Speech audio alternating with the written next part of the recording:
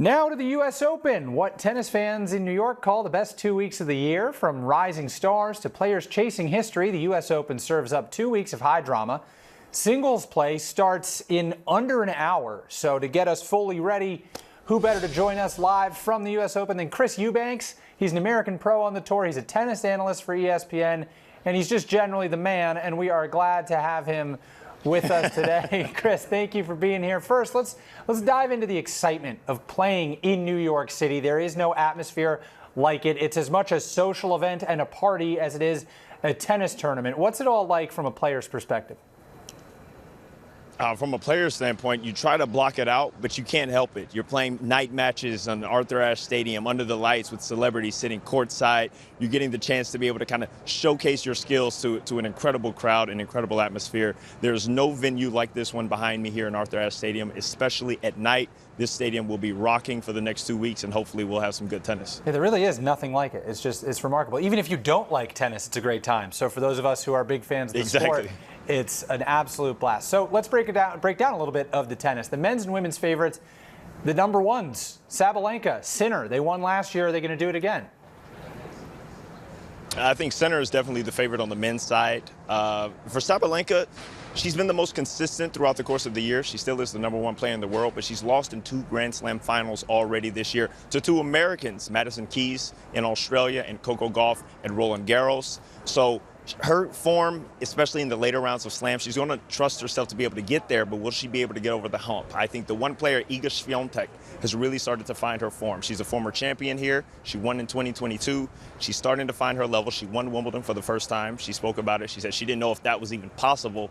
And so she's playing really, really well. She was one of the most dominant players on tour when she was really, about a couple years ago, really just utterly dominant across all surfaces. So for her, I think she's going to be looking at this opportunity here in New York to try to increase that Grand Slam total, but Sabalenka is surely lurking. Yeah, for sure. I think I'm rooting for a Sabalenka-Coco women's final and a Sinner-Alcaraz rematch yet again. I know that our bosses at the Walt Disney Company would love those permutations. What are the odds that that happens, that we get those huge 4 names in the respective finals?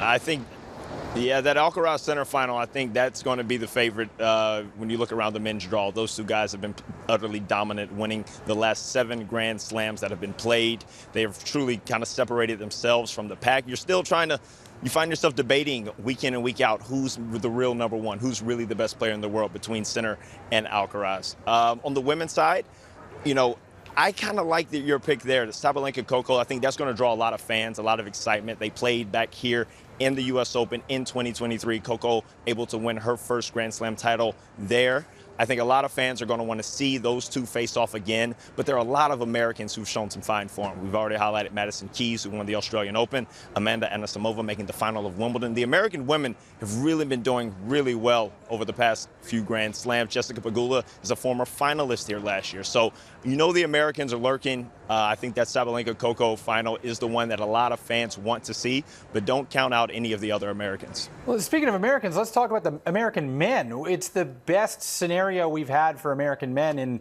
over 20 years when Andy Roddick won the U.S. Open in 2003. It's been a long drought for American men at the U.S. Open, but this year we've got Ben Shelton, Taylor Fritz, Tommy Paul, Frances Tiafoe, among others. Who's looking good right now? Who's in form? Fritz making the final last year, losing. Who has a chance to go close to the distance or maybe even win? Well, Taylor Fritz has kind of held the mantle for the number 1 American for the past few years. He's been the most consistent, as you highlighted. He finaled the U.S. Open here last year, which was a big step.